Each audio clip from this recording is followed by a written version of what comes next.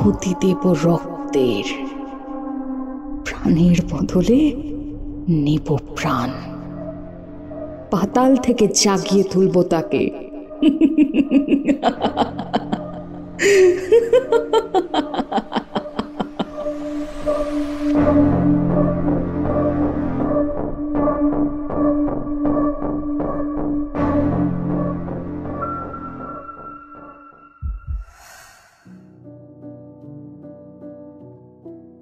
নমস্কার, আজ আবারও হাজির হয়েছে ফ্রাইডে সাসপেন্স নাইট শোনাতে আরও একটা নতুন গল্প।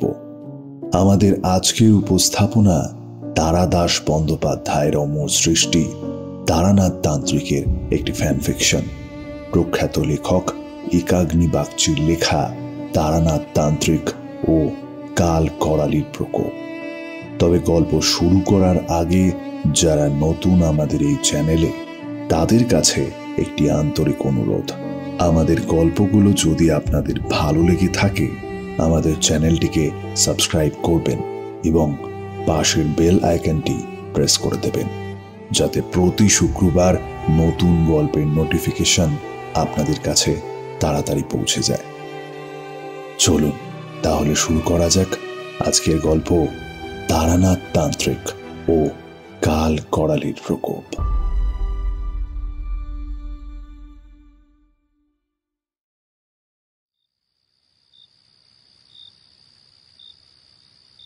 রাতের অন্ধকারে কে যেন চুপি চুপি হাতে ছুরি নিয়ে ওপরে উঠছে।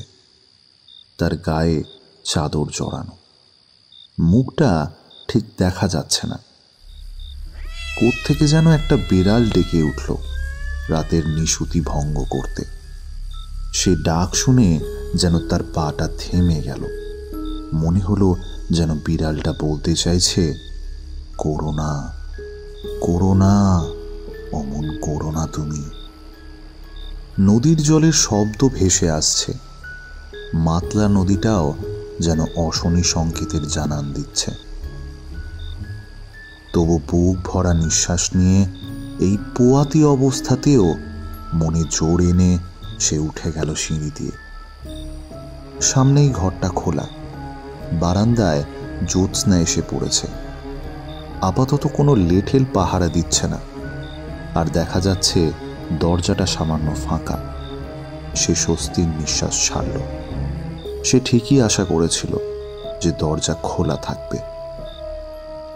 খুব সাবধানে চুপি চুপি দরজা দিয়ে ঢুকে দেখা যাচ্ছে খোলা জানালার পর্দা নড়ছে। তবে খোলা জানালা দিয়ে যেটুকু আলো ঘরে এসে পড়ছে, ওইটুকু আলো আধারিতে যেন এটা ঠিকই বোঝা যাচ্ছে যে কেউ অকাতরে চাদর মুড়ি দিয়ে ঘুমোচ্ছে। এই সুযোগ, এটাই মোক্ষম সুযোগ মনে করে বিছানার কাছে গিয়ে শরীর লক্ষ্য করে 4-5 বার ছুরি গেঁথে দিল। একটা তীব্র মানসিক যন্ত্রণায় সে যেন ক্লান্ত। বড় বড় নিঃশ্বাস পড়ছে। কাঁপা কাঁপা হাতে চাদর সরিয়ে যেন সে চমকে গেল। একটা হাওয়ার রোল খেলে গেল সারা ঘরে। মাথার চাদর সরে গিয়ে গৃহিণীর যে মুখ দেখা গেল, তার চোখে এখন শুধুই আতঙ্ক। কারণ চাদর সরিয়ে সে দেখতে পেল চাদরের নিচে এতক্ষণ ধরে সে যার ওপর ছুরি চালালো তা কোনো মানুষ নয়, বরং একটা সাদা কোল বালিশ মাত্র, যা থেকে তুলো বেরিয়ে এসেছে। এর মধ্যেই হঠাৎ অন্ধকার চিরে বেরিয়ে এলো 2 শক্তিশালী লোমশ হাত। হাতের ছুরিটা ছিটকে ফেলে দিয়ে মহিলার 2 হাত পিছমোড়া করে ধরে গগনভেদী হাসি ফুটে উঠল তার পুরুষালী কণ্ঠে। আমিও যে ঠিক তোমার কাছে এটাই আশা করেছিলাম করবি।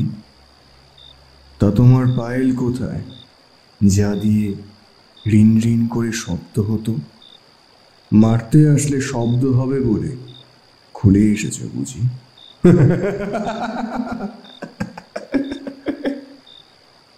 আবার অট্টহাসি। মহিলাটি কোনো কথা বলতে পারছে না। খুব ঘন ঘন নিঃশ্বাস পড়ছে, যেন স্নায়ুর সাথে অপরিমেয় যুদ্ধ চলছে। তবে যে কোনো সময় ভেঙে পড়তে পারে তার নিস্তব্ধতা। এর শাস্তি তুমি পাবে। অন্ধকার ভয় লাগে, তাই না? চলো, তোমাকে সেই নিচে কালকুঠুরির অন্ধকারে পচিয়ে মারব। এই বলেই সে মহিলাটিকে এক পশুর মতো এহেন অবস্থায় টানতে টানতে নিয়ে চলে গেলেন সিঁড়ির নিচে কুঠুরিতে। অন্ধকার কুঠুরির মধ্যে ছুঁড়ে ফেলে দিলেন, আর সাথে সাথে সারা ঘরে ছুঁচো ইঁদুর চিঁচি শব্দ করতে লাগল। নিজের হাতে তালা লাগিয়ে সিঁড়ি দিয়ে গটগট করে ওপরে উঠে গেলেন। ধীরে ধীরে আলোর শেষ আশাটাও অন্ধকারে মিলিয়ে গেল। এবার শুধু সময়ের অপেক্ষা। যেদিন তোর ভাই আসবে, তোকে আর তোর ভাইকে একসাথে নিজের দুই হাতে তিলে তিলে শেষ করব। শেষের কথাগুলো যেন অন্ধকার কুঠুরিতে প্রতিধ্বনিত হতে লাগলো। এত বুদ্ধি করে, এত কষ্ট করে যে কাজ করতে গিয়েছিলেন করবী দেবী, তাতে ব্যর্থ হয়ে যেন তার মন ভেঙে গেছে। আর নড়াচড়া করছেন না, এমনকি উঠে বসার শক্তি পর্যন্ত তার নেই। আর যে ছুঁচো ইঁদুরগুলো তার গায়ে উঠছে, তাকে কামড়াচ্ছে, সেসব তাকে যেন আর যন্ত্রণা দিচ্ছে না।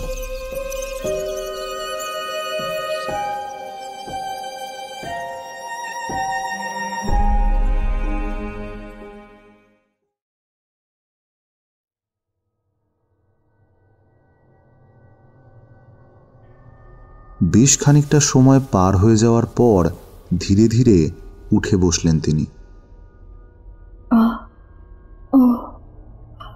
আচ্ছা, সকাল কি হয়ে গেছে?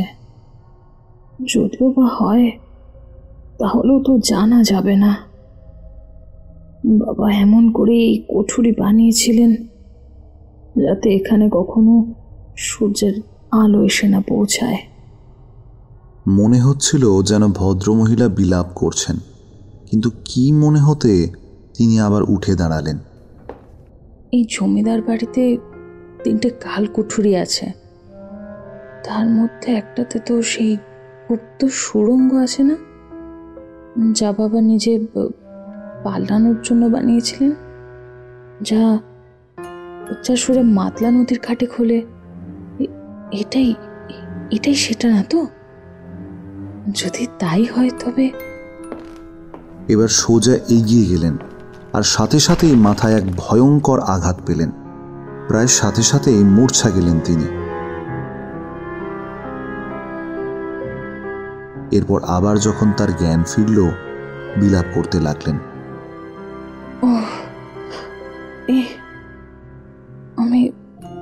আমি কোথায়? মাথায় কি অসহ্য যন্ত্রণা! মাথায় হাত দিয়ে সামান্য ভিজে ভিজে অনুভব করলেন। হঠাৎ শান্ত হয়ে গেলেন, আর যেন বাতাসে অনুরণিত হতে লাগলো শেষ কথাগুলো। এবার শুধু সময়ের অপেক্ষা। যেদিন তোর ভাই আসবে, তোকে আর তোর ভাইকে একসাথে নিজের দুই হাতে তিলে তিলে শেষ করব। এই নিশ্ছিদ্র অন্ধকারেও করবী দেবীর চোখগুলো প্রতিহিংসায় আগুনের ন্যায় জ্বলে উঠল, আর বলে উঠলেন, না, অনেক সহ্য করেছি, আর নয়। এই বাড়ির জন্যই যখন সব, তখন এই বাড়িকেই শ্মশান বানিয়ে দেব। করালির গ্রাস নামিয়ে আনবো আমি এই বাড়িতে। কিন্তু তার জন্য তো রাতের অন্ধকারে নিজেকে সূচি করে এই জমিদার বাড়িকে নিজের দক্ষিণ দিকে রেখে দাঁড়াতে হবে। জলে পা দিয়ে দিতে হবে প্রাণের আহুতি। কিন্তু এখান থেকে বেরোবো কিভাবে? শেষ কথাগুলো বলতে গিয়ে যেন আক্রোশে ফেটে পড়লেন করবী দেবী। এইটাই যদি তার সেই কালকুঠুরি হয়, তবে তো উত্তর দিকের ওই দেয়ালের বাম দিকে 3 নম্বর পাথরের 2 ঘর উপরই তো থাকবে সেই সুড়ঙ্গ। কিন্তু কিন্তু এই অবস্থায় উত্তর দিক বুঝবো কি করে বাবা? এই বলে গুঙিয়ে উঠলেন করবী দেবী। এই নিস্তব্ধ নিবিড় জায়গায় তার আওয়াজটা যেন প্রতিধ্বনিত হতে লাগলো। তবে অদ্ভুতভাবে যে আওয়াজটা ফিরে এলো প্রতিধ্বনি হিসাবে, তা যেন তার বাবার মতো শোনালো। করবী মা, এই ঘরটা বিশেষভাবে তৈরি রে মা। 3 দিকের দেওয়ালে কান পাতলে কিচ্ছু শোনা যাবে না, শুধু উত্তরের দেওয়ালে কান পাতলেই শোনা যাবে মাতলা নদীর গরজ। যেন এই আওয়াজটা নতুন করে উদ্যম দিল করবী দেবীকে। ধীরে ধীরে হাতড়ে হাতড়ে সবগুলো দেওয়ালে কান পাতল সে, এবং অবশেষে শুধু একটি দেওয়ালেই শুনতে পেল সেই আওয়াজ, যেন মাতলা নদী তাকে ডাকছে। এই তো নদীর কলধ্বনি শোনা যাচ্ছে না? হ্যাঁ হ্যাঁ, এই তো শোনা যাচ্ছে। সে বুঝতে পারল বাবা তাকে আবারও সাথ দিয়ে গেল। বাম দিক থেকে 3, এই রাম 2 3, এবার উপরে এই রাম 2। হ্যাঁ হ্যাঁ, এটাই তো সেটা হওয়ার কথা। এই তো শোনা যাচ্ছে। হ্যাঁ, এটাই। জোর করে ঠেলতেই পাথরটার গায়ে একটা সুড়ঙ্গের মুখ খুলে গেল।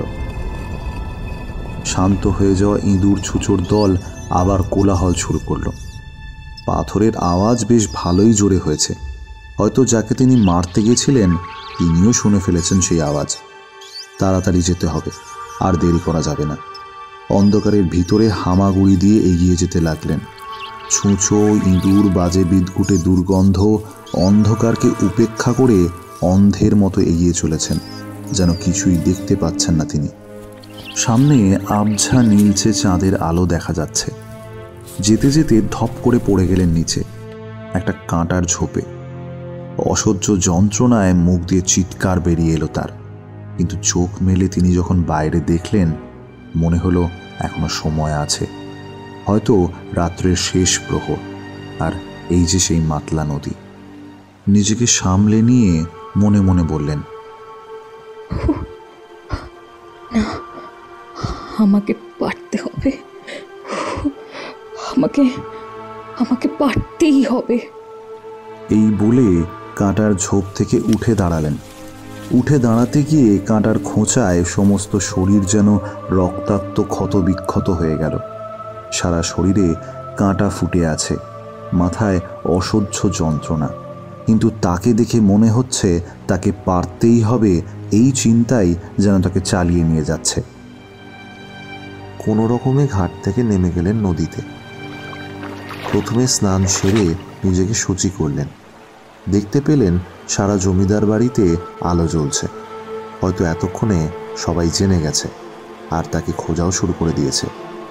জমিদার বাড়িটাকে তার দক্ষিণ দিকে রেখে বিনোদা মাসির শেখানো কাল করালির মন্ত্র জপ করতে শুরু করলেন। এক বুক জলে দাঁড়িয়ে 108 বার জপ তাকে করতেই হবে। দিতে হবে আহুতি, রক্তের আহুতি, প্রাণের বদলে প্রাণ। যেন আজ সময়কে কেউ মায়া বলে থামিয়ে দিয়েছে। তখনও ভোর হয়নি। যাকে তিনি মারতে গিয়েছিলেন তাকে এখন স্পষ্ট দেখা যাচ্ছে। বলিষ্ঠ দেহ, রাতের অধিবাস, গলায় সোনার মালা চাঁদের আলোয় যেন ঝিলিক দিচ্ছে। 12 জন লেঠেল ঘাটের পাড় ধরে দাঁড়িয়ে পড়েছে, যেন উঠে আসতে গেলেই পাকড়ে ধরবে তারা। জপ শেষে চোখ খুললেন করবী দেবী আর শুনতে পেলেন, তুমি আমাকে মারতে পারবে না করবী। এই সম্পত্তির জন্য আমি আমার নিজের বাবাকে ছাড়িনি। যেভাবে তোমার বাবাকে, তোমার সমস্ত প্রিয়জনকে শেষ করেছি, সেইভাবে তোমার আদরের ভাই আর তোমাকেও শেষ করব।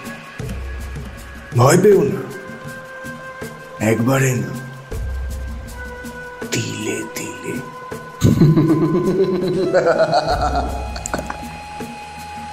বিভৎস আওয়াজ শোনা গেল, যা হয়তো নরক ভেদ করে এসেছে, আর প্রত্যেকের মুখে ভয়ের ছায়া দেখা গেল।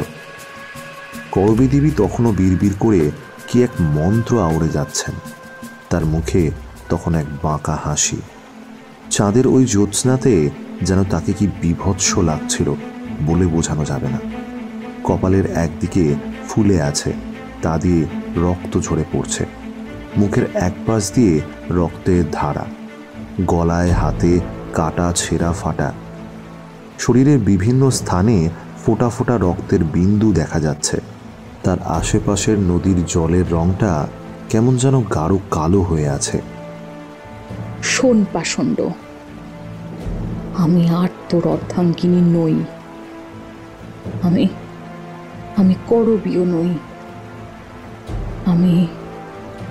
আমি রক্ত করবী। আমি এই বাড়ি আর তোর ওপর কাল করারের গ্রাস নামিয়ে আনলাম।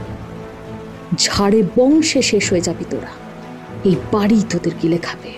হ্যাঁ, সবাইকে শেষ করে দেবে সে, সবাইকে। এরপর শাড়ির ভাঁজ থেকে ধারালো ছুরির মতো কিছু একটা বার করে নিজেই নিজের ধমনী কেটে ফেললেন করবী দেবী, আর ফিনকি দিয়ে রক্ত ছিটকে পড়ল। বাতাসে ভেসে বেড়াতে লাগলো পাতাল ভেদি পৈশাচিক হাসি। নদীর ওই পার থেকে বেশ কয়েকটা শেয়াল ডেকে উঠল। ভোরের আলো ফুটল বটে, কিন্তু কারোর মুখে শান্তি নেই। সব একেবারে শান্ত। নীল জলের ওপর দিয়ে কালচে লাল এক তরল ভেসে বেড়াতে লাগলো, আর ভাসতে লাগলো করবী দেবীর দেহ। সবার চোখে আতঙ্কের এক মর্মান্তিক ছাপ স্পষ্ট।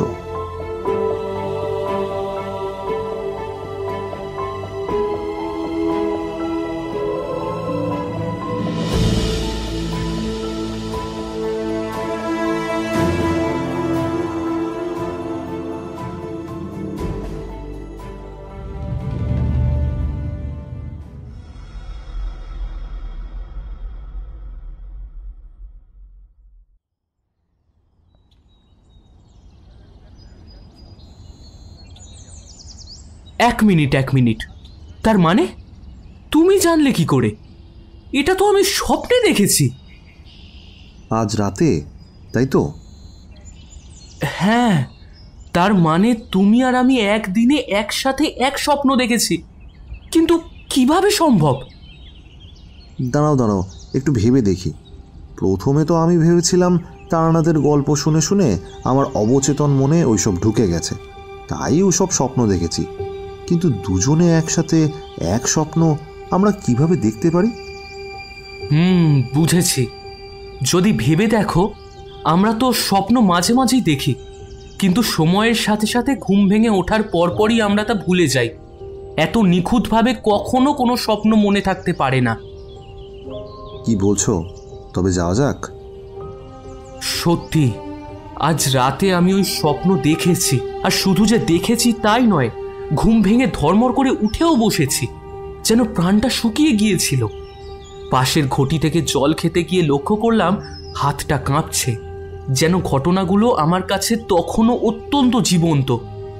খানিকক্ষণ পরে ভোরের আলো ফুটল বটে, কিন্তু ঘটনার রেশ তখনও যেন কাটতে চাইছে না। দিনটা রোববার, বিশেষ কিছুই করার ছিল না। বেলা একটু গড়াতে না গড়াতেই কিশোরী এসে হাজির। স্বপ্নে দেখা এমন এক চমৎকার গল্প চেপে রাখতে না পেরে নিজের মুখেই বলে ফেললাম তাকে। তারপর অবশ্য বুঝতে পারলাম যে আমি আর কিশোরী একই সময়ে একই স্বপ্ন দেখেছি। অবশেষে একটা পাঞ্জাবি গায়ে গলিয়ে নিয়ে বেরিয়ে পড়লাম। গন্তব্য তারানাথের বাড়ি। অন্যদিন হলে অবশ্য হেঁটেই মেরে দিতাম, কিন্তু আজ যেন তারানাথের সাথে এই বিষয়ে কথা না বললে শান্তি পাচ্ছি না। ট্রামে যেতে যেতে কিশোরী বললে, হ্যাঁ, তুমিও বেশ ভালোই গল্প বলার কায়দাটা আয়ত্ত করতে পেরেছ। তবে তোমারটা তারানাথের মতো জমেনি। স্রেফ হজম করে যাওয়া ছাড়া কোনো উপায় নেই। কারণ হাজার চেষ্টা করলেও যে আমি তারানাথের মতো জমিয়ে আসর বসাতে পারবো না তা জানি।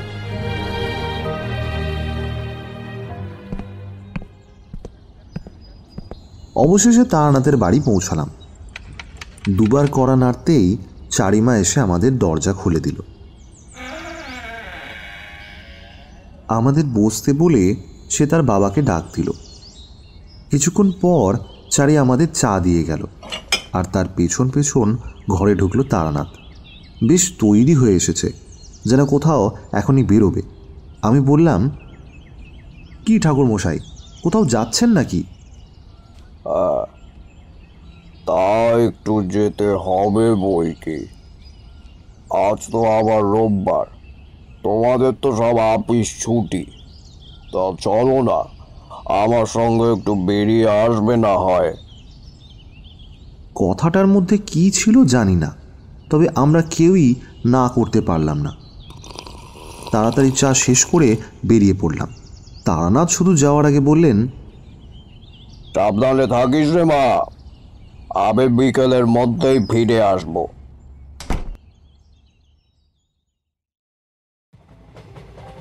কোথায় যাচ্ছি না যাচ্ছি কিছুই জানি না, তবুও তারানাথকে যেন মন্ত্রমুগ্ধের মতো অনুসরণ করে চলেছি। প্রথমে শিয়ালদা, তারপর লোকাল ট্রেন ধরে ছুটলাম। অবশেষে এসে পড়েছি কলকাতা থেকে বাইরে দক্ষিণ 24 পরগনার এক অজপাড়াগাতে। স্টেশনে নেমে দেখলাম আমাদের জন্য গরুর গাড়ি অপেক্ষা করছে। অগত্যা তাতে বসে এগিয়ে চললাম।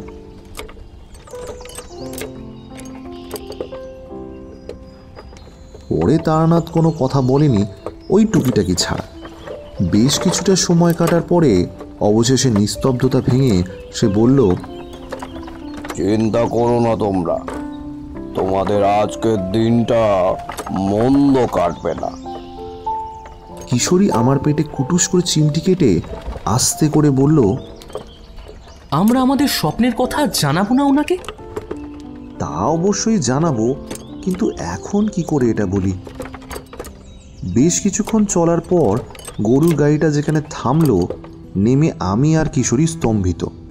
এটা সেই জমিদার বাড়ি যা আমি গত রাত্রে স্বপ্নে দেখেছি। পাশ দিয়ে যে নদীটা বয়ে যাচ্ছে, ওদিকে তাকিয়ে আমিই প্রশ্নটা করলাম, আচ্ছা এটা কি মাতলা নদী? জবাবে তারানাথ মাথা দোলাতেই আমার সব যেন তালগোল পাকিয়ে গেল। সব যেন বৌ বৌ করে ঘুরছে। তারানাথ কি বুঝলো জানি না, তবে তাড়া দিয়ে বলল, চলো চলো, ভেতরে যেতে হবে তো নাকি? আমি কিছু বলার আগেই কিশোরী বলে বসলো, না, ওইটি হচ্ছে না। এখানে কেন এনেছেন? এই বাড়ির সাথে আপনার কি সম্পর্ক? আগে বলুন, তারপর আমরা ঢুকবো। আর পরে হবে ক্ষণ, আগে ভেতরে তো চলো, বাড়ির কর্তার সঙ্গে দেখা করে আসি। কিন্তু না, কিশোরী গো ধরেই রইল। অগত্যা তারানাথ কিশোরীর কথা মেনে নিয়ে বলল, ঠিক আছে বলছি, তবে ওই গাছতলায় গিয়ে বসে বলি। বাড়ির সামনে দাঁড়িয়ে সব কথা বলাটা ঠিক সমীচীন দেখায় না। গাছতলায় বসে তারানাথ বলতে শুরু করলো, এ বাড়ির সঙ্গে আমার সম্পর্কটা বেশি পুরনো নয়, প্রায় বছর 10 আগেকার ঘটনা।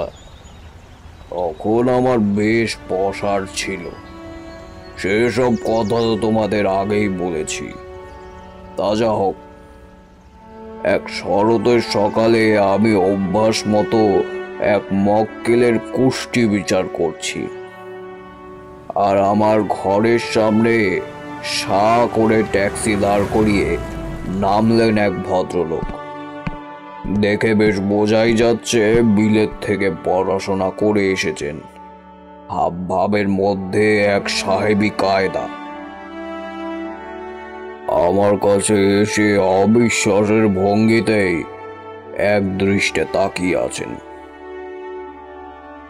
মনে হচ্ছে বিশ্বাস অবিশ্বাসের দ্বন্দ্বে জড়িয়ে পড়েছেন। আমি তাকে বললাম, তা বলুন, আপনার কিভাবে সাহায্য করতে পারি? আপনি কি সেই তারানাথ তান্ত্রিক? কেন, বাইরে আপনি সাইনবোর্ড দেখেননি? এই ভূত ট্রুথ বলে সত্যি কিছু হয় এই বিজ্ঞানের যুগে, নাকি আপনারা এখানকার সরল মানুষের অশিক্ষার সুযোগ নিচ্ছেন? বোঝাই যাচ্ছে তার বলার কায়দাতে যে সে একবার আমাকে মেপে নিতে চায়। আমি বুঝতে পেরে তাকে তার ডান হাত বাড়াতে বললাম, আর তা দেখে বললাম, আপনার যেখানে বাড়িটা তার কাছে নিশ্চয়ই কোনো একটা জলাশয় আছে, আর সম্ভবত 5 না 5 নয়, যখন আপনার 6 বছর বয়স তখন আপনি তাতে ডুবে যেতে বসেছিলেন, আর আপনাকে বাঁচাতে আপনার মায়ের গঙ্গা প্রাপ্তি হয়। ঘটনাটা আপনাকে বিশেষভাবে প্রভাবিত করেছিল। তার থেকে পালাতেই আপনি শিক্ষাকে কাজে লাগান। আপনার বিদ্যার রেখা বেশ ভালোই দেখছি। বিলেত থেকে ব্যারিস্টারি পড়ে এসছেন, পরিবারের বাকি সকলে মারা গেছে, যশ বা অর্থের কোনো অভাব নেই। যা বোঝা যাচ্ছে বাড়ি সংক্রান্ত এক জটিল সমস্যার সম্মুখে পড়েছেন। আর যদি খুব ভুল না করি তাহলে আপনার প্রাণহানির সম্ভাবনাও রয়েছে, তাই ইতিমধ্যে আপনিও বুঝতে পেরে গেছেন। এসব কথা বলে আমি সবে থেমেছি, দেখলাম ভদ্রলোকের চোখ যেন ছল ছল করে উঠল। তার অবিশ্বাসের পর্দা সরে গেছে। ঠাকুর বলে আমার পা জড়িয়ে ধরলেন। আমি আমার পরিবার খুব বিপদের মধ্যে পড়েছি, আমার পরিবারকে বাঁচিয়ে দিন ঠাকুর। কি করছেন? উঠুন, কি করছেনটা কি? কোনোভাবে শান্ত করলাম তাকে, আর বোঝালাম যে তার হাত দেখে আমি শুধু এটুকু জানতে পেরেছি ভয়ঙ্কর কোনো বিপদ তাদের গ্রাস করেছে, কিন্তু সে ঠিক কী ধরনের তা যথাস্থানে না গেলে বলতে পারবো না। সে তো তখনই আমাকে গাড়ি করে নিয়ে চলে এলো এখানে, আর খুব খাতির করে বাড়িতে ঢোকাতে গেল। কিন্তু বিশ্বাস করো, প্রথমবার পা রাখার সাথে সাথেই আমার পাটা যেন জ্বলে গেল। মনে হলো অশুভ কোনো শক্তি যেন গ্রাস করেছে এই সমস্ত বাড়িটা। আমি পা পিছিয়ে নিয়ে বললাম, আমি এই বাড়িতে প্রবেশ করব না। আপনারা দয়া করে সবাই পরিবার নিয়ে বাড়ির বাইরে আসুন, আর নদীর পাড়ে ছায়া দেখে একটু বসার ব্যবস্থা করে দিন। বলার মতোই কাজ হলো। গৃহকর্তার মুখের দুশ্চিন্তার ছাপ আমার চোখ এড়ালো না। দেখলাম বাড়ির অন্দর থেকে 2জন বৃদ্ধ চাকর, এক ভদ্র মহিলা সম্ভবত এই বাড়ির গৃহিণী, 3জন পরিচারিকা, জনা 2 লেঠেল, আর গৃহিণীর কোলে একটি শিশু। তার সম্ভবত বয়স 1 বছর হবে। আমি তাদের বললাম কি হয়েছিল এ বাড়িতে আসার পরে তা সবিস্তারে আমাকে বলতে। তো তারা যা বলল তার সারমর্ম এই যে বাড়িতে পা দেওয়ার পর থেকে একের পর এক অঘটন ঘটে চলেছে। রাতে ঘুমোলে প্রায় সারা বাড়ি যেন অন্ধকারে তলিয়ে যায়। দূর থেকে এক পাল শিয়ালের ডাক ভেসে আসে। সারা বাড়িটাকে মনে হয় অন্ধকার গিলে খেতে চায়। খুব করে কেউ যেন তাদের ভয় দেখাচ্ছে। সব সময় মনে হয় কেউ দেখছে, পিছে পিছে কেউ আসছে, কিন্তু মাথা ফেরালে সব ফাঁকা, কোথাও কিচ্ছু নেই। ইদানিং কে যেন ঘুমের মধ্যে সারা গায়ে আঁচড় দেয়। সারা গায়ে কামড়ের দাগ দেখতে পাওয়া যায়। হাওয়া নেই, বাতাস নেই, তাও সব বাসন কোসন নিজে থেকেই পড়ে যায়। মাঝে মাঝে মনে হয় কেউ যেন বাসন কোসন ছুঁড়ে মারছে, আর তখনই ভয়ঙ্কর হাড় কাঁপানো হাসির শব্দ শোনা যায় প্রতি রাতে। আলো নিভিয়ে কেউ যেন একটা অট্টহাসি হাসছে। গতকাল সকালে যখন কর্তা চা চেয়েছেন, আর আমি তেনারে চা বানিয়ে দিলুম, আর কর্তা চা মুখে দিতে থুতো করে কাপটা ফেলে দিলে, আর তখন দেখি সেটাতে চা ছিল নেই, যা ছিল তা কাঁচা নক্ত। এক বাবা ঠাকুর, একেবারে কাঁচা নক্ত। পরিচারিকাটি এই কথাগুলো বলতে গিয়ে যেন কেঁপে কেঁপে উঠছিল। আরো কিছু বলছিল, যেমন খুব জোরে জোরে গাছগুলো দুলতে থাকে, যেন মনে হয় সব ভেঙে পড়বে। এসব অভিজ্ঞতা আমার জন্য নতুন নয়, তবে একটা বিষয়ে যেন আমার সন্দেহ কিছুতেই যাচ্ছে না। ভয় দেখাচ্ছে কেন? অপহাতে মৃত বা কোনো অতৃপ্ত আত্মা বা পিশাচ হলে তো একে একে সবাইকে শেষ করে দেওয়ার কথা। তবে এতটা সময় নিচ্ছে কেন? ওদের প্রত্যেকের গায়ে আঁচড়ের দাগ, আর কোনো কোনো জায়গায় কামড়ের দাগ দেখে বোঝাই যাচ্ছে এদের ওপর দিয়ে কি ঘটে চলেছে রাতের পর রাত। কিছু কিছু ঘটনা বলতে গিয়ে মা ঠাকুরন কেঁদেই ফেললেন। আমি গৃহকর্তাকে এই বাড়ির বিষয়ে কিছু বলতে অনুরোধ জানালাম, তো তিনি আমায় বললেন, আমার পিতামহ দ্বিজোত্তম রায় পাটের ব্যবসা করে বেশ ভালোই টাকা পয়সা করেছিলেন মন্দার বাজারে। পরে তিনি কলকাতার ওই কোলাহল থেকে দূরে এখানে শান্তির জন্য বাড়ি বানান। তখন সব বেশ সুখ স্বাচ্ছন্দ্যে কাটছিল।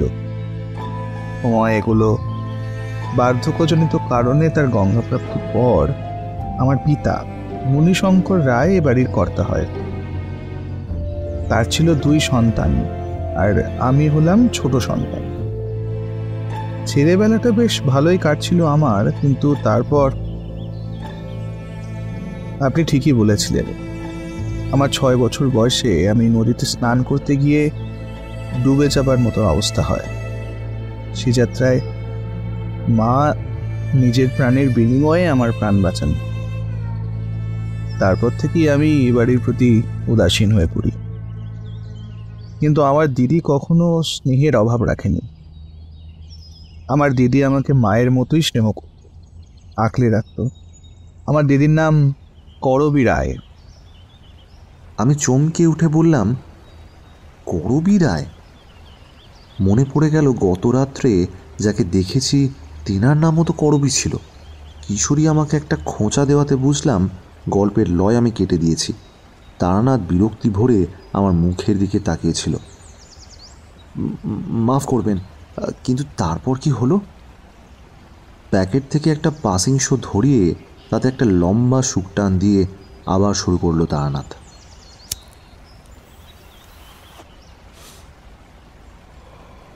যা বলছিলাম, তার দিদি তাকে অত্যন্ত স্নেহ করত। গৃহকর্তা বললেন, ওই বাড়িতে থাকলেই মায়ের কথা মনে পড়ত, তাই চলে গেলাম কলকাতায়। সেখানেও আমাদের বাড়িতে বিশ্বস্ত লোকজন আছে, তাই অসুবিধে হতো না। মাঝে মাঝে আসতাম এ বাড়িতে। যখনই যেতাম তখনই দেখতাম বাড়িতে মেরামতের কাজ চলছে। পরীক্ষায় ভালো নম্বর পেলাম। পড়াশোনার জন্য তারপর আমি বিলেত চলে যাই। প্রথম দিকে অবশ্য বাবা দিদি সবাই ঘোরতর আপত্তি জানায়, কিন্তু পরে আমার জেদের কাছে তারা হার মেনে নেয়। সবে আমি ওখানে জাঁকিয়ে বসেছি, এরই মধ্যে টেলিগ্রামে খবর পাই বাবা দিদির বিয়ে ঠিক করেছেন। পাত্র অত্যন্ত ভালো, বুদ্ধি বেশ প্রখর। আর চিঠিতে যা ইঙ্গিত পাই বাবা তাকে ঘর জামাই করে রাখতে চেয়েছিলেন। হয়েছিল তাই। জানতে পেরেছিলাম পরের চিঠিতে। ইচ্ছে ছিল দিদির বিয়েতে খুব আনন্দ করার, কিন্তু কি বলুন তো, ওখান থেকে এখানে আসতে শুধু বিস্তর সময় লাগে তাই নয়, প্রচুর খরচও হয়। তাই আমি নিজে আসার বদলে প্রতিবারই চিঠি পাঠিয়েছি। এর 5-6 মাস পরে আমার জামাইবাবুর প্রথম চিঠি আসে, আর তাতে দুঃসংবাদ। তাতে লেখা ছিল যে বাবা মারা গেছেন, তবে আমি যেন কোনো চিন্তা না করি, উনি সব সামলে নেবেন, আর আমি যেন পড়াশোনা মন দিয়ে করি। চিঠির কথায় আমার কিন্তু বেশ ভালো লেগেছিল ভদ্রলোককে। কিন্তু আরও বড় দুর্ঘটনা ঘটে তারপর।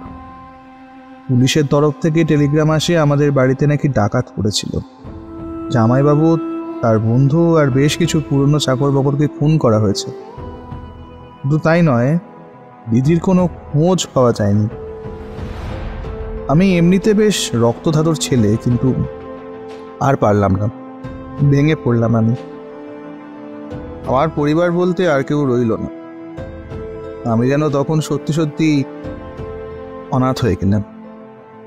হঠাৎ সবাইকে চমকে দিয়ে দিনের বেলায় বাড়ির ভেতর থেকে একটা পিতলের জামবাটি উড়ে এসে পড়ল বাড়ি থেকে 10 হাত দূরে।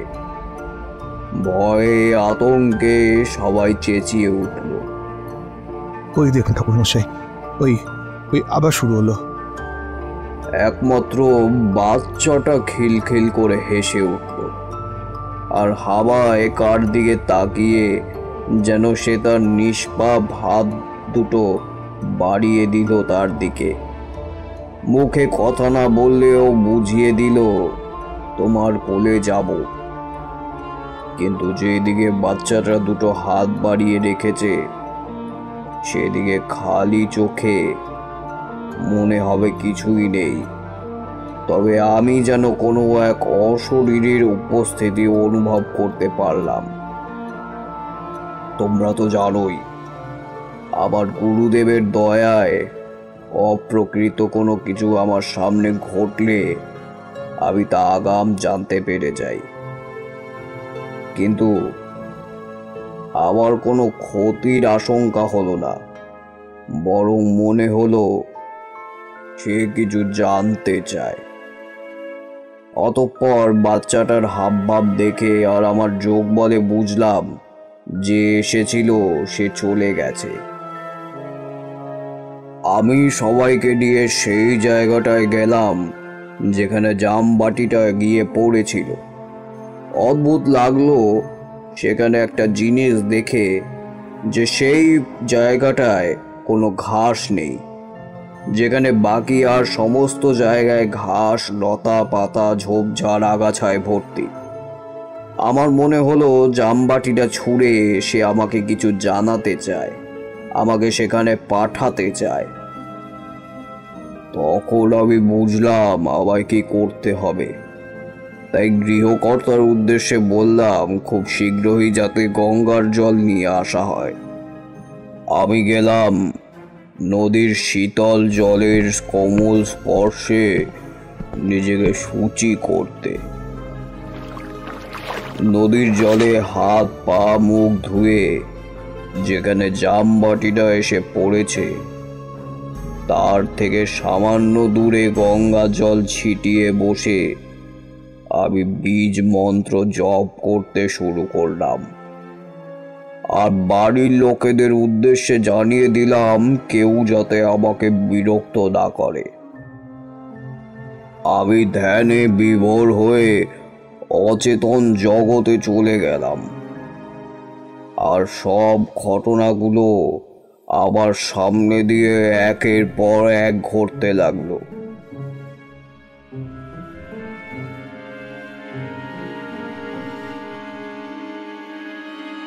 আমি জানতে পারলাম ভদ্রলোকের বাবা মণিশঙ্কর রায় খুব বুদ্ধিমান লোক ছিলেন।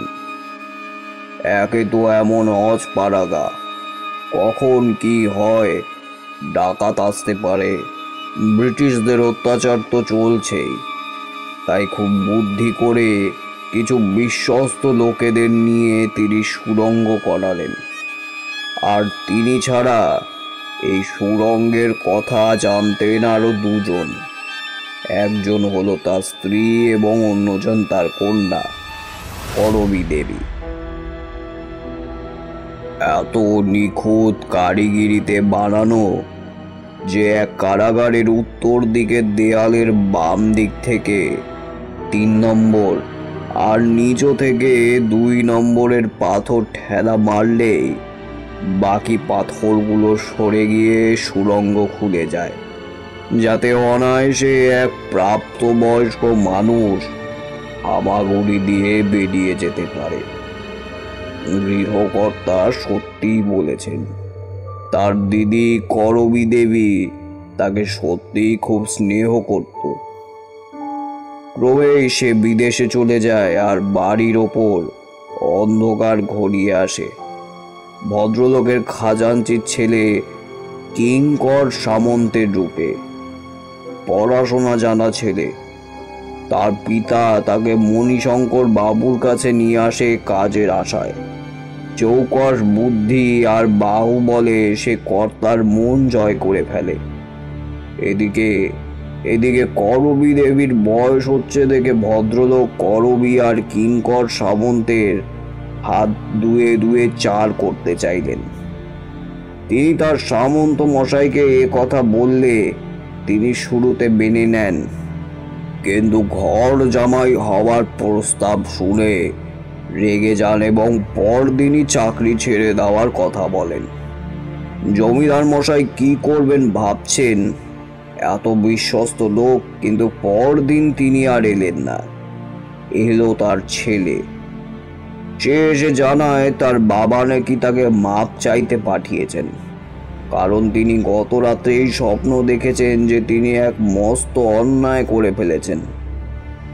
আপনার মুখে অযথা তর্ক করে, তাই প্রায়শ্চিত্তের জন্য আজ ভোরেই বেরিয়ে গেছেন। মণিশঙ্কর বাবু সামান্য ইতস্তত করে কিঙ্করকে জানায় তার কন্যা করবীকে বিবাহ করে এখানেই থেকে জমিদারির কাজকর্ম দেখাশোনা করার জন্য। কিঙ্কর রাজি হয়ে গেল, কারণ সে সেটাই চেয়েছিল। প্রথম ধাপেই সে তার বাবাকে সরিয়ে ফেলে। ধুমধাম করে বিয়ে হলো। 10 গায়ের লোক ডেকে নেমন্তন্ন খাওয়ালেন মণিশঙ্কর বাবু। প্রথম 5-6 মাস ভালোই চলল, কিন্তু কিছু কিছু বিষ তার প্রভাব দেখায় ধীরে ধীরে। এক এক করে কোত্থেকে যেন নতুন নতুন লেঠেল আনা শুরু হলো। নতুন বদ্যি ধরে আনলো কলকাতা থেকে। তারপর থেকে মণিশঙ্কর বাবুর দেহ ভেঙে পড়তে লাগলো। তারপর থেকে তিনি তার স্ত্রী অর্থাৎ করবী দেবীর কথাও বিশেষ পাত্তা দিতেন না। অমন হাসি খুশি প্রাণ খোলা ভদ্রলোক কেমন করে যেন ওই নতুন বদ্যির ওষুধ খেয়ে শীর্ণ হয়ে বিছানায় মিলিয়ে যেতে লাগলেন। মাস 2 পরে তিনি হয়তো আর পারলেন না। ঈশ্বর প্রাপ্তি ঘটল তার। ঠিক তারপর থেকে এই কলকাতা থেকে হরেক রকম বাবু আর বেনারস থেকে রং বেরঙের বাইজির আগমন ঘটতে লাগলো এই বাড়িতে। একের পর এক পুরনো চাকর ছাড়িয়ে দিলেন। শান্ত স্বভাবের করবীর ওপর তিনি যেন এক মানসিক অত্যাচার শুরু করে দিলেন। এতটা পর্যন্ত সে মেনে নিয়েছিল, কিন্তু ক্রমে সে বুঝতে পারল তার স্বামীর নজর গোটা এস্টেটের ওপর। তাই তার জন্য শেষ বলি হবে তার ভাই। আর সইতে পারল না সে। একদিন রাত্রে সুযোগ বসে স্বামীর পাশে শুয়ে থাকা অবস্থায় ছুরি মারতে গেল তাকে, কিন্তু পায়ে পরিহিত পায়েলের শব্দে আর মুহূর্তের অসাবধানতায় এমন বলশালী মানুষকে কাত করা করবী দেবীর পক্ষে সম্ভব হয়ে ওঠেনি। বিছানা থেকে তাকে লাথি মেরে ফেলে দিল কিঙ্কর, আর স্রেফ জানিয়ে দিল তার গর্ভে যদি ওর সন্তান না থাকতো তাহলে ওই রাতই তার শেষ রাত হতো।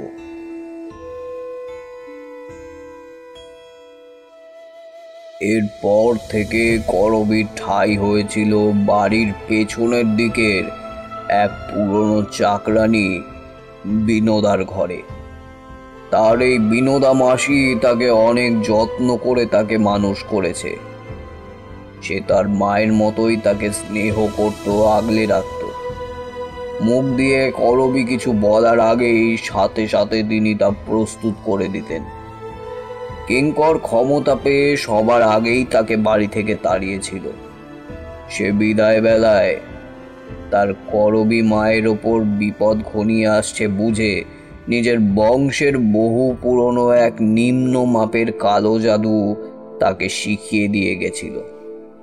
শিখিয়েছিল কিভাবে নরক থেকে করালির গ্রাস নামিয়ে আনতে হয়।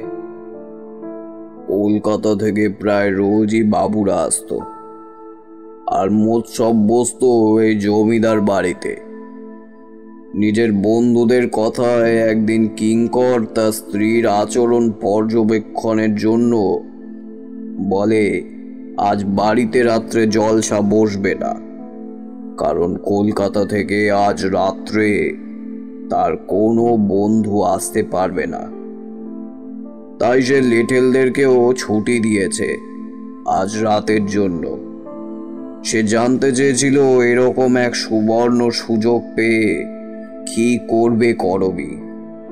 সর্বক্ষণ পাহারারত লিটলদের পাঠিয়ে দিয়েছিল বাইরে কিছুক্ষণের জন্য ঘুরে আসার জন্য। কোলবালিশের গায়ে চাদর চাপা দিয়ে নিশির অন্ধকারে পিশাচের মতো লুকিয়ে পড়েছিল। হলো তাই। পাতা ভাদে পা দিলেন করবী দেবী। তখন তার 7 মাস চলছে। এবার সে পায়েল খুলে এসেছিল বটে যাতে কোনো আওয়াজ না হয়, কিন্তু বিধাতার খেলা। ধরা পড়ে গেলেন স্বামীর হাতে, আর তাকে বন্দি করে দিল অন্ধকার কুঠুরিতে।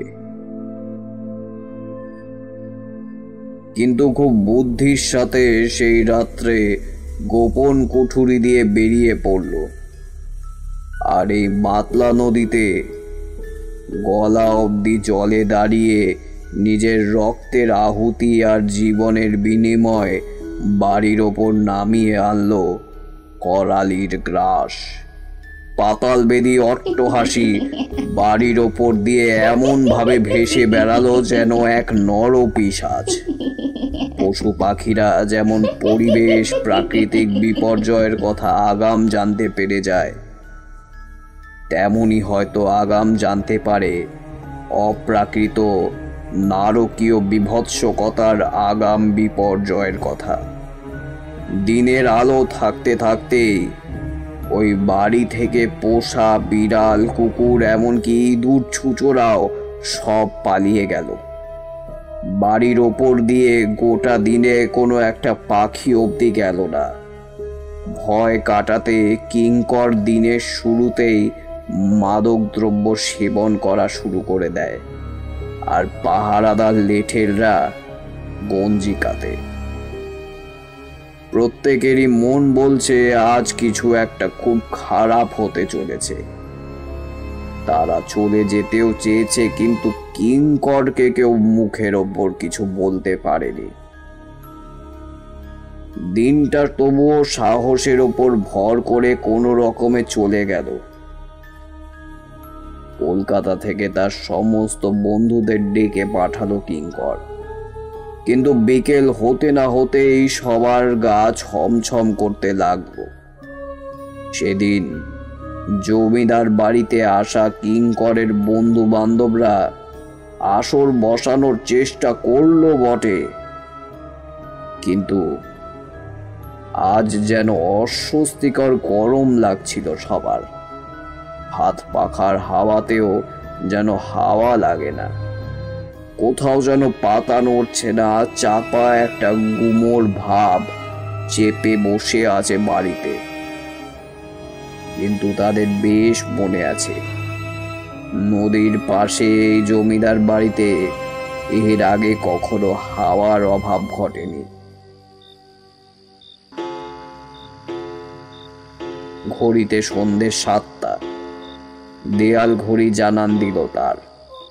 বিকেল থেকে এই যেন কার শয়তানির হাসির শব্দ শুনতে পাচ্ছে। গড়গড়া টেনে আর মাদক সেবনেও আজকে যেন সুখ পাচ্ছে না তারা।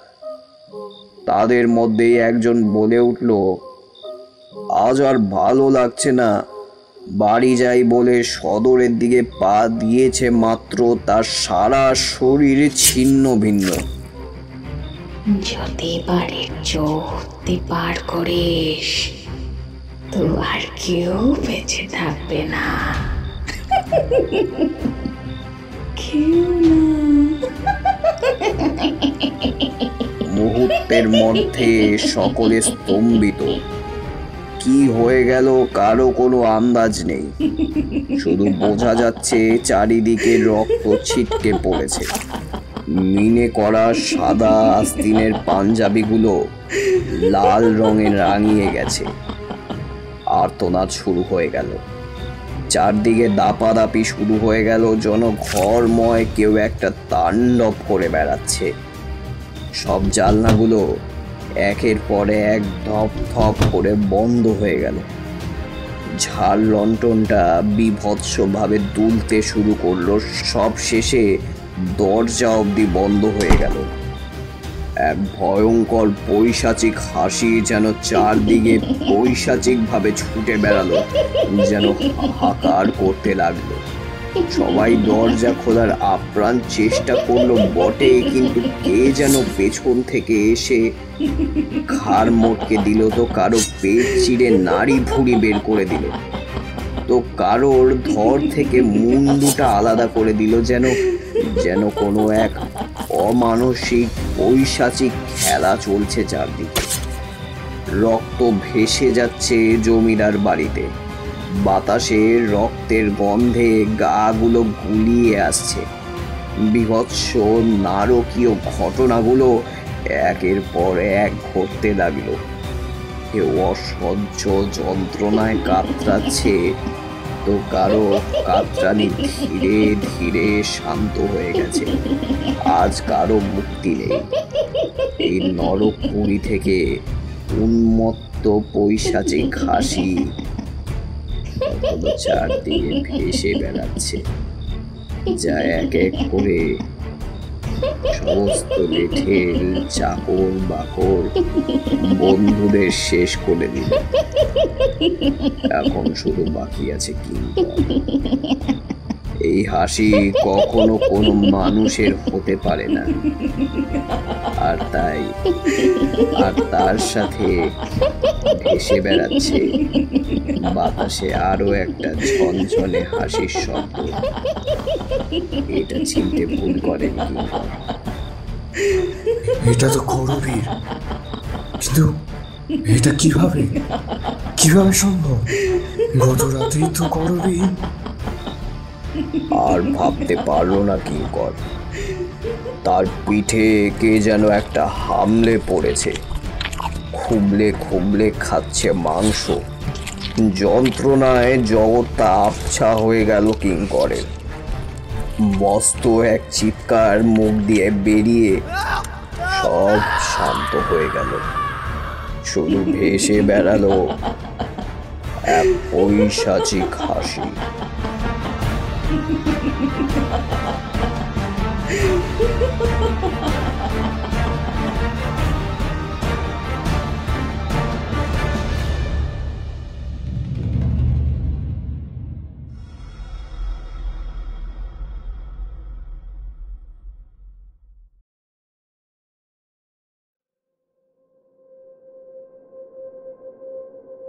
গ্রামের সকলে বাড়ি থেকে অনেকবার আর্তনাদ শুনেছে বটে, কিন্তু কেউ যেতে সাহস পায়নি।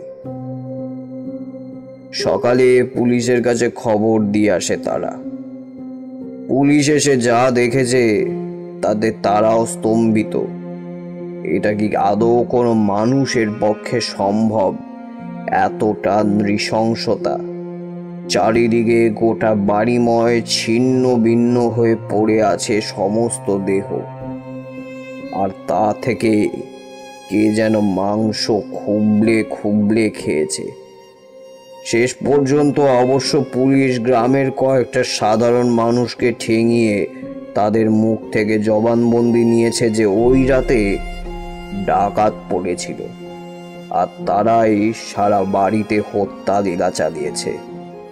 চিঠি পাঠিয়ে দেয় বিলেতে তাদের অনুমান সম্পর্কে এ বাড়ির বর্তমান গৃহকর্তাকে।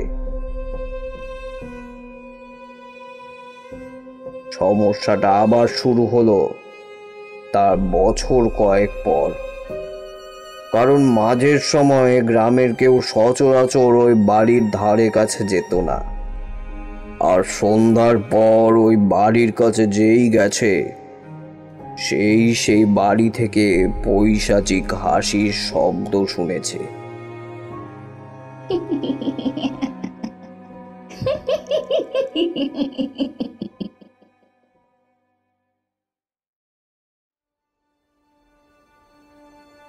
বিলেত থেকে যখন গৃহকর্তা পড়াশোনা শেষ করে কলকাতার বাড়িতে ফিরে এসেছেন, তখন তার পুরনো নায়েব মশাই তার তত্ত্বাবধানে ছোট কর্তার বিয়ে দিয়েছেন।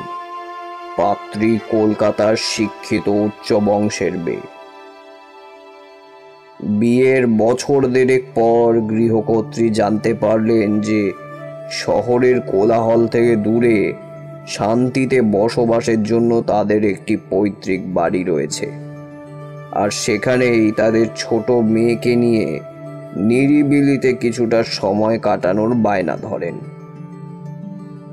গৃহকর্তার কোনো ইচ্ছে না থাকলেও গৃহিণীর জেদের বশেই তার কাছে বশ্যতা মেনে 1 সপ্তাহের মধ্যে বেশ কিছু লোকজন আর বসবাসযোগ্য সামগ্রী নিয়ে চলে আসেন এই জমিদার বাড়িতে। ছোটবেলায় দেখা তার শ্বেত শুভ্র সাদা বাড়িটা যেন শ্রীহীন দেখালো গৃহকর্তার চোখে। বাড়ির এই অবস্থা দেখে গৃহকর্তা সহ বাড়ির বাকি কোনো চাকর বাকর সেদিকে যেতে না চাইলেও গৃহিণীকে না বলার ধৃষ্টতা তারা দেখাতে পারল না। চারিদিকে আগাছায় ভরে গেছে, জঙ্গলে ছেয়ে গেছে বাড়ির দালান। তার সমস্তটা জুড়ে এখন গজিয়ে উঠেছে একটা মস্ত অসত্য গাছ। সেসব অতিক্রম করে তারা প্রবেশ করল বটে, কিন্তু নিস্তার পেল না। উপদ্রব শুরু হয়ে গেল। প্রত্যেকের গায়ে অজস্র আঁচড় ও কামড়ের দাগ। বোঝা যাচ্ছে তাদেরকে নিয়ে কেউ খেলা করছে। শুধুমাত্র নিষ্পাপ ফুটফুটে শিশুটার গায়ে কোনো দাগের চিহ্ন নেই, কারণ তাদের বিনা সম্মতিতে তাদের কাছে যেতে পারে সে সাধ্য কার? ওরা যে ভগবানেরই রূপ। কলকাতার কোলাহল থেকে দূরে এখানে এসেই বরং সে বেশি প্রাণোচ্ছল হয়েছে। প্রাণ খুলে নিজের হাত পা দোলাচ্ছে। কিন্তু আমি যোগ বলে জানতে পারলাম এ বাড়িতে একজন নয়, বরং 2 জন অতৃপ্ত আত্মা আছে। এক তো ওই কাল করালি, যার গ্রাসে এক রাতে সারা বাড়ি শ্মশান হয়ে গেছে, আর আছে ওই নিষ্পাপ শিশুটার পিসি করবী দেবী। তারও মুক্তি ঘটেনি। ওই বেচারিও আটকে পড়েছে করালির গ্রাসে। জব থেকে আমি উঠে পড়লাম, ততক্ষণে আমার সব পরিষ্কার হয়ে গেছে। স্থির করলাম এই পরিবারটাকে করালির গ্রাস থেকে বাঁচাতেই হবে। কে বাঁচাচ্ছে এই পরিবারটাকে? কার দিকে ওই পবিত্র নিষ্পাপ শিশুটা হাত বাড়িয়ে দিচ্ছিল হাওয়ায়? কে দোতলা থেকে জামবাটি ছুঁড়ে সংকেত দিল আমায়? সবটা পরিষ্কার এখন আমার কাছে। স্থির করলাম যা করার আজ রাতেই করব, কারণ ধীরে ধীরে শক্তি কমে আসছে করবীর। তাই এই বাড়ির সদস্যদের গায়ে আঁচড়ের দাগ ও কামড়ের দাগ পড়ছে। সে আর খুব বেশি প্রতিহত করতে পারছে না করালির আক্রমণ। এরপর যদি এই শিশুটা করালির সংস্পর্শে এসে পৌঁছয়, আর এই একটা পবিত্র প্রাণের শক্তিতে সারা পৃথিবীতে হাহাকার করে বেড়াতে পারে ওই করালি, তাকে আজই থামাতে হবে, নইলে সর্বনাশ হয়ে যাবে, গোটা দেশে মড়ক লেগে যাবে। এই সব চিন্তা শেষে যখন উঠলাম তখন দেখি দুপুর পার হয়ে গেছে। আমার সাথে বাড়ির কারোর মধ্যাহ্ন ভোজন হলো না, কিন্তু কিছু করার নেই। আমি গৃহকর্তাকে কিছু উপকরণ বললাম, যত তাড়াতাড়ি সম্ভব জোগাড় করে দিন, আজ রাতেই আমি এখানে যজ্ঞে বসব। সে চলে গেলেই মা জননীর দিকে ফিরে জিজ্ঞাসা করলাম, আপনারা এই স্থান সেদিনই কেন পরিত্যাগ করেননি?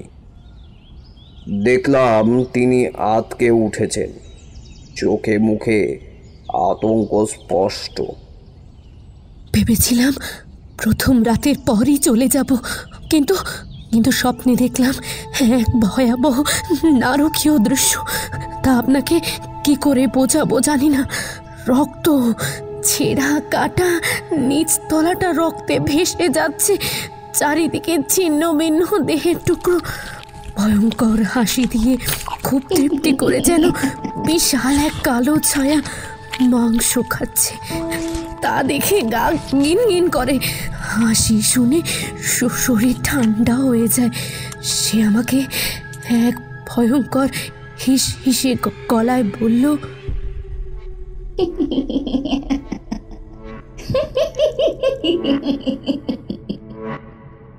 যদি বাড়ির চৌহদ্দি পার করিস তো আর কেউ বেঁচে থাকবে না,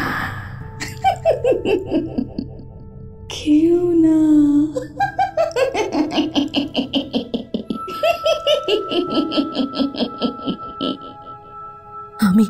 আমি সেটা উপেক্ষা করতে পারিনি।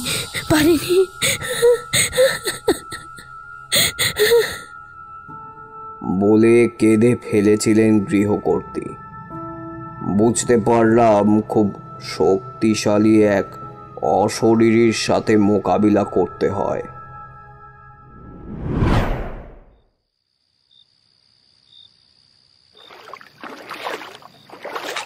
সন্ধ্যায় নদীর ঘাট থেকে স্নান সেরে লাল বস্ত্র পরে উপকরণগুলো এক এক করে সাজিয়ে নিয়ে বসলাম যজ্ঞে। আর বাড়ির সকলের জন্য একটা গণ্ডি কেটে দিলাম এবং তাদের বললাম, যাই হয়ে যাক না কেন, আমি না বলা অবধি গণ্ডি অতিক্রম যেন কেউ না করে। আমার ষষ্ঠ ইন্দ্রিয় জানান দিচ্ছে ভয়ঙ্কর কিছু একটা ঘটতে চলেছে। আমিও দৃঢ় প্রতিজ্ঞ ছিলাম যে শেষ দেখে তবে ছাড়ব।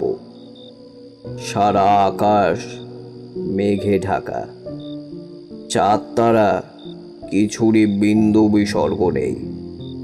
আমি আমার গুরুদেবের দেওয়া বীজ মন্ত্র জপ করতে শুরু করলাম।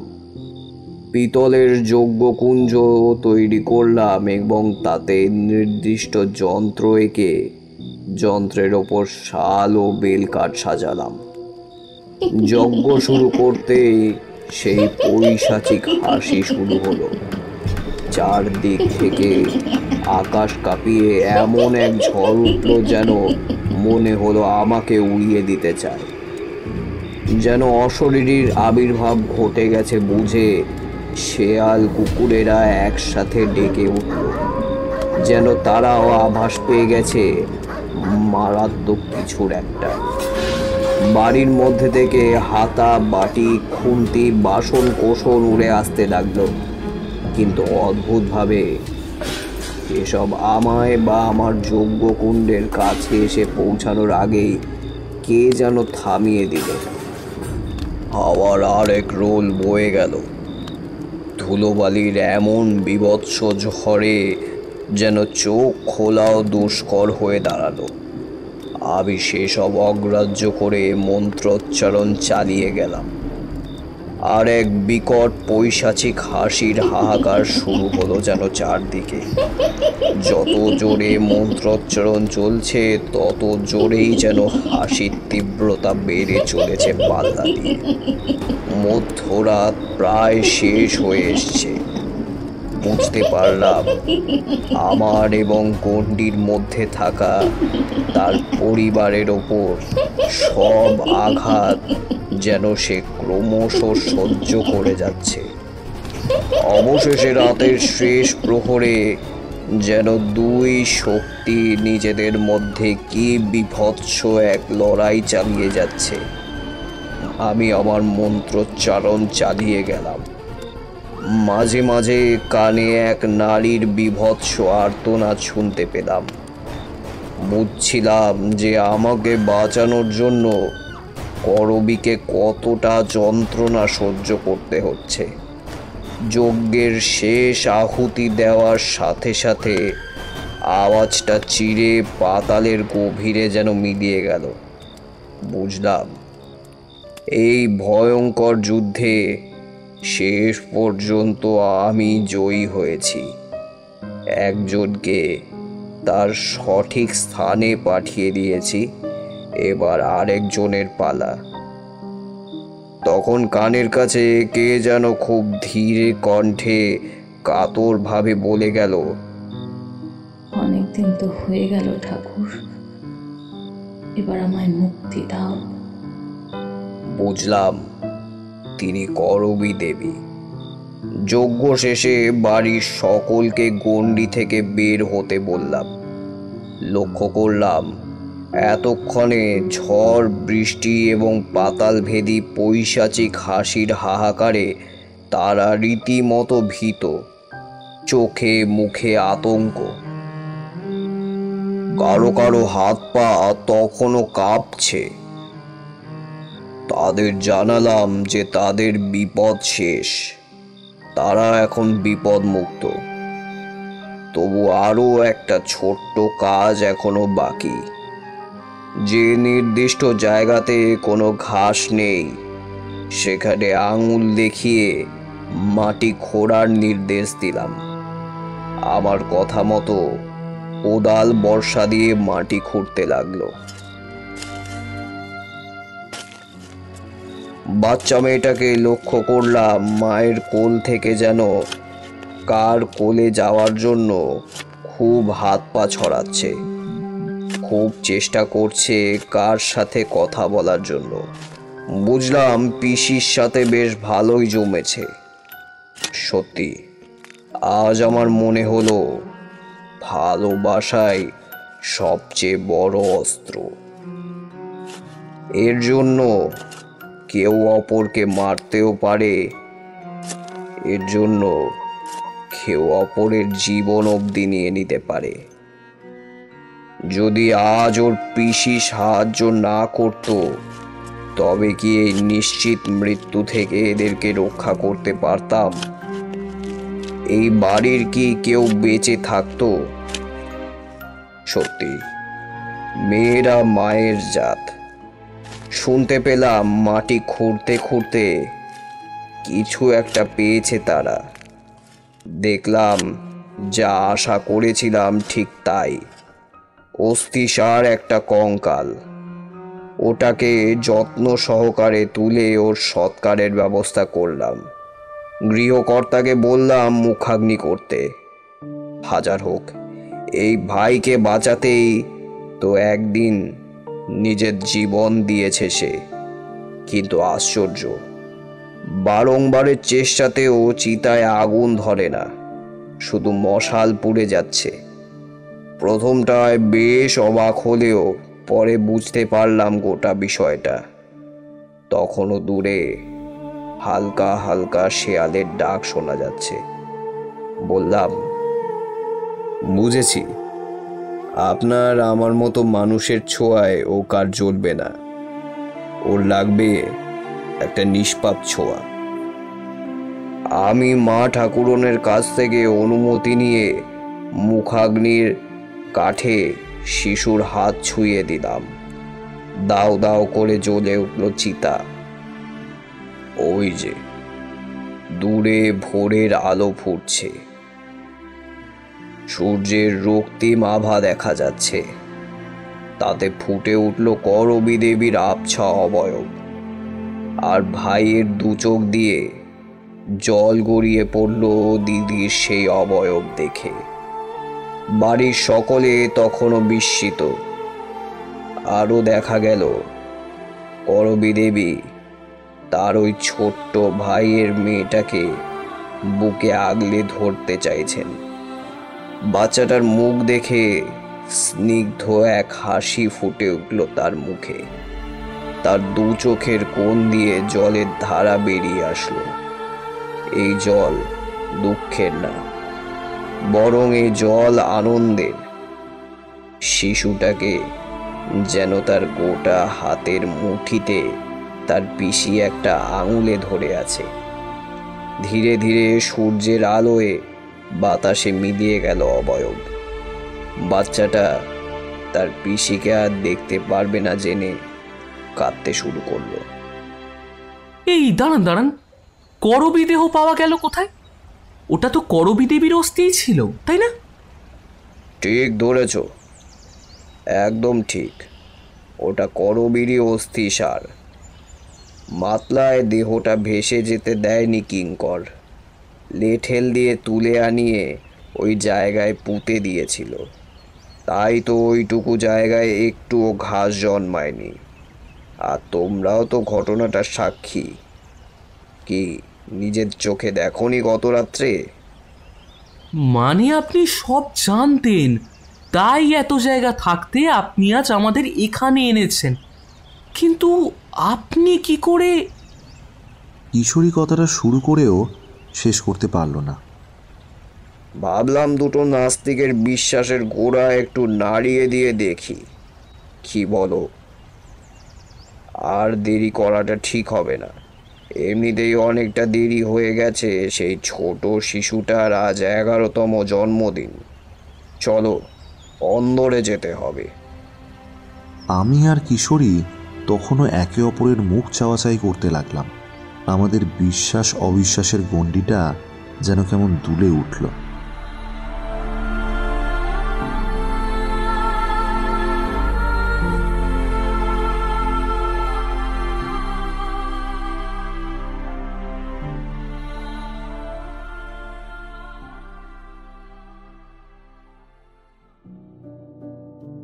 শুনছিলেন আজকের গল্প একাগ্নি বাগচির লেখা তারানাথ তান্ত্রিক ও কাল করালির প্রকোপ।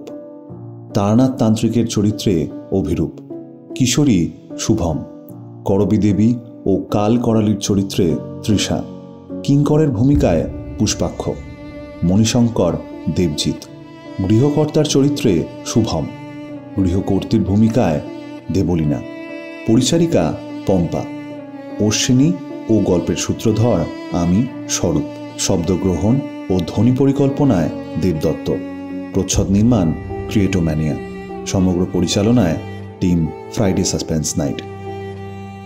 আমাদের কাজ যদি কোথাও আপনার ভালো লেগে থাকে তাহলে চ্যানেলটিকে সাবস্ক্রাইব এবং গল্পটিকে লাইক করবেন, আর নিজের পরিচিত বন্ধু বান্ধবদের মধ্যে অবশ্যই শেয়ার করবেন। আমরা ফেসবুক আর ইনস্টাগ্রামেও রয়েছি, আমাদের সেখানেও ফলো করতে পারেন। আপনাদের গুরুত্বপূর্ণ মতামত আমাদের কমেন্টে লিখে জানাবেন। আগামী পর্বে আরও একটি নতুন গল্প নিয়ে হাজির হবে ফ্রাইডে সাসপেন্স নাইট। ততক্ষণের জন্য ভয় থাকবেন, ভয় রাখবেন। শুভরাত্রি।